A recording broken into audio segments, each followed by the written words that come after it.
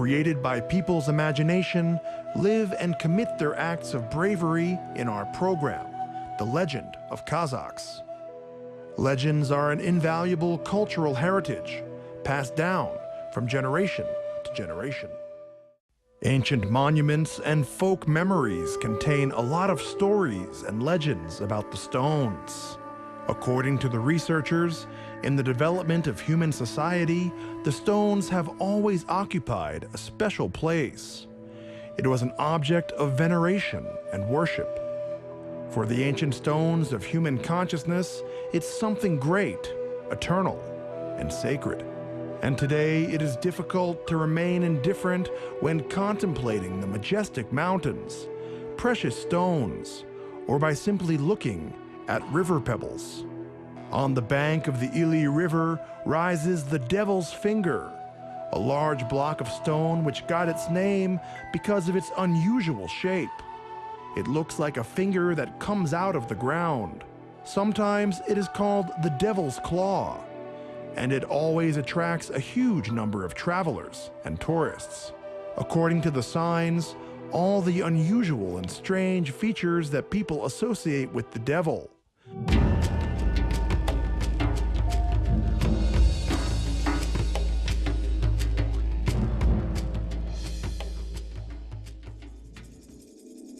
It was a long time ago when people could understand the language of animals and birds and could command the spirits. Humans lived in complete agreement with other creatures and knew that all life was one. At the time, a broad and deep emerald river with crystal clear water flowed across the plain. Near the river, there were rich, populous villages. The people lived happily there because they had so many flocks of sheep and herds of horses that it was even difficult to count them. But one day came a drought. The lush green grass became yellow under the hot sun, and many rivers and lakes became dry, or the water disappeared from the wells. The Emerald River became smaller. The people were happy that they had at least some water, and they bowed their knees to heaven. But the drought wasn't the only thing that struck this small village. There was another disaster. The insatiable monster, Aidahar, crawled into the valley and laid on the bank of the river.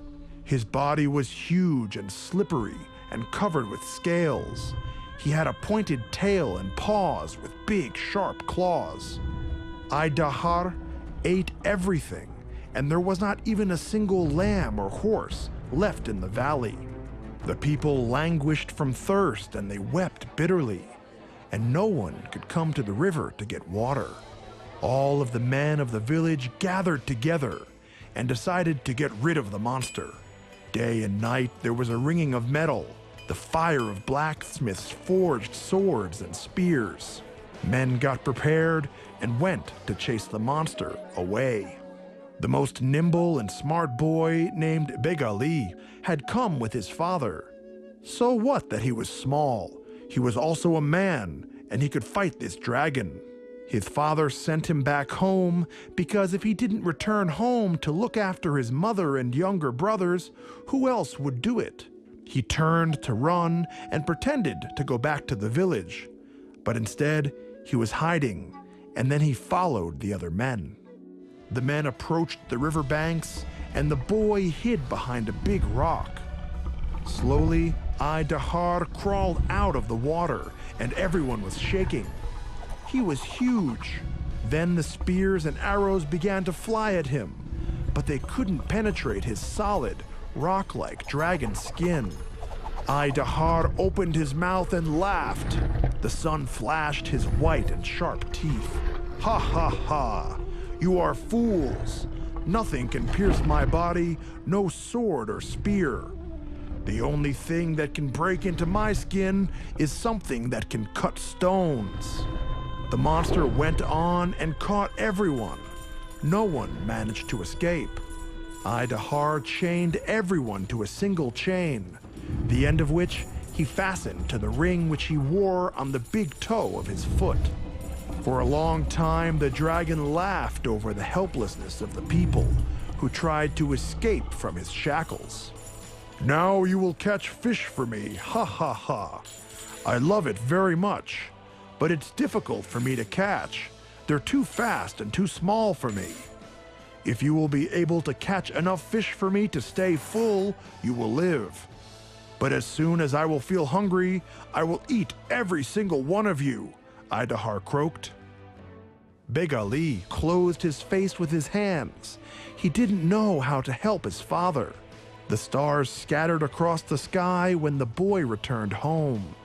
As soon as he came home, his mother ran to him, crying and hugging him. She thought that he was also imprisoned by the dragon. He told them everything that he had seen and became even more sorrowful. He could not figure out how to save his father from trouble. His mother began to fry the dough in a cauldron, and Begali looked at the cauldron, which bubbled, and he saw the fat and figured that if he could put some fat and oil on his fingers, the ring could be pulled off of his paws. And then he went to bed. The next days, with the first rays of the sun, Begali rushed to the river and saw that Idahar had forced his father and all the other men into the river to go fishing. In the meantime, he laid and basked in the sun with his eyes closed. All day long, the men had been catching fish, pulling them to shore. All of the caught fish were lying in a huge pile, and Idahar approached it and opened his mouth. In a moment, he swallowed everything.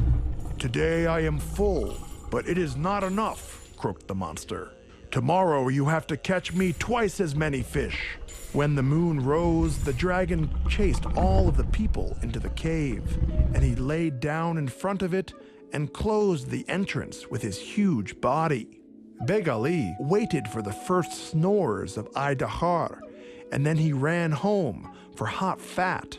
He returned and crept to the dragon, thickly smearing his fat finger. He began to pull at the ring, but he couldn't move it. It was firmly ingrained in the scales. Until early morning, the boy tried to move it, but he could not. As soon as the sun came out, Idahar opened his eyes. Begali hid behind the large boulder, and the monster again forced the men into the water. Without rest, the man began catching fish, and they caught a little more than last time.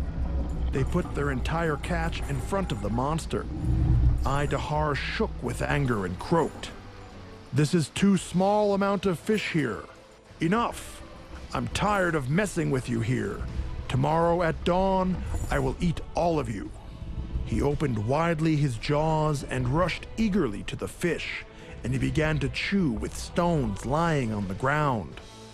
The boy saw that the stones cut the sharp dragon's teeth in half, like a knife cuts oil, and the boy realized something. He ran back to the blacksmith, and he found that a strong, long iron chain, so that he waited for night to come. Carefully, the boy made his way to the dragon, and he peered into the open mouth of the snoring beast. He saw the stockade of white, sharp teeth. He handed the chain around one tooth and firmly tightened it, and with the other end of the chain, he wrapped it around a rock. The boy stood up on top of the rocks and dragged the big rock to the edge, and then he pushed it. The stone boulder tumbled down and hit the sleeping dragon right in the forehead. Idahar jumped and strongly shook his head. The tooth tied to the chain creaked and flew out of the mouth of the dragon. The sleepy dragon shook his head and didn't understand what was happening. He closed his eyes again and fell fast asleep. The boy grabbed the dragon's tooth and ran to the blacksmith. For a long time, until morning, Begali sharpened the dragon's tooth, until finally it became sharp as a blade. At dawn, the boy came to the cave and waited for the dragon to wake up. "I am terribly hungry." Idahar woke up and snapped his teeth. He yanked the clawed fingers and dragged his captives out of the cave. He opened his greedy mouth. The dragon was about to throw the people into his mouth, But the boy stopped him. "Let them go, Idahar. Then I will not touch you and let you go." Begali shouted, holding a sword in front of the dragon's teeth. "Ha ha ha," laughed the dragon. "Who's beeping at me? Even a flea is bigger than you." Begali ran at the dragon and pointed his sword. It struck the dragon-clawed toes and cut off its finger. The finger bounced off with the ring and the chain, collapsing on the ground. The dragon howled in pain and backed away. "Get out, Idahar, or I will cut your belly." The scared dragon didn't expect that there would be a sword that could pierce his scales. Hissing in pain, he crawled to the river and then dived back into it. The silvery scales flashed in the sun, and the dragon sailed away from these places, and no one has ever seen it since. So the boy saved the whole village from the evil dragon, Idahar. For a long time, the steppe remembered the bold and brave boy, Begali, and how he outwitted the dragon.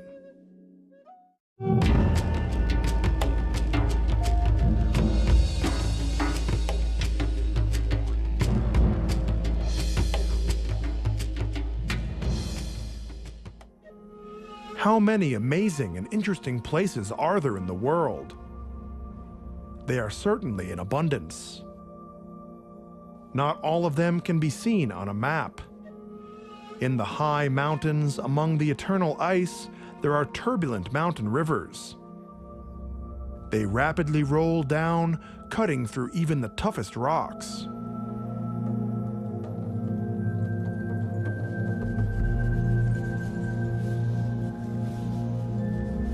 Meanwhile, a human being usually builds his living around the shores. For him, the rivers are associated with life in all of its manifestations. It feeds him, satisfies his thirst, and it is even the object of spiritual development. The rivers were deified, worshipped, and sacrificed to. The attitude of people towards the river as a source of living became characteristic of many nations.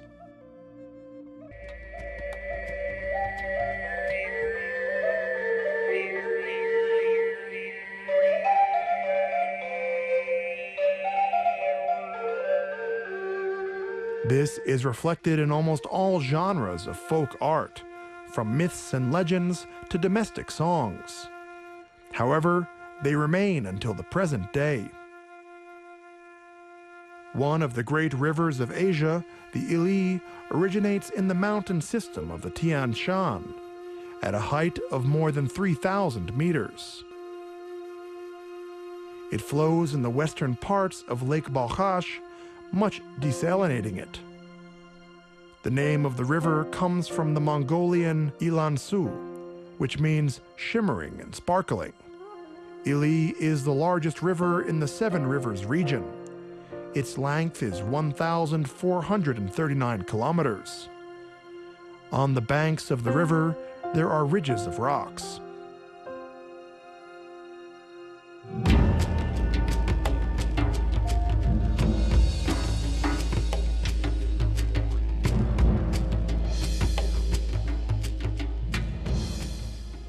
Since ancient times, people have felt that some extraordinary rise of energy and vitality comes from certain points of the earth. So it was here on the river banks of Ili in the tract of Tamgalitas. These places are sometimes called a place of power. The ancient people came here to get a charge of vivacity and health. You can spend hours without getting tired admiring the streams of flowing rivers, which then flow around the rocky boulders and then arrange themselves near the foaming whirlpools. The sharp rise of water and flooding caused by heavy rains or rapid melting of snow somewhere in the upper mountains, this river is no longer a river. It turns into the roaring, muddy stream, which sweeps everything away in its path. The very stones and boulders, which he so kindly streamlined, are then torn from their seats, and the water, as a skilled carver, grinds the bizarre forms and shapes from solid rock. That's how this amazing natural sculpture, which was given the name Devil's Finger, was formed. In fact, it does kind of remind one of the finger of a huge monster sticking out of the ground. Travelers have a belief that if you can get onto it, then your path will be easy and successful.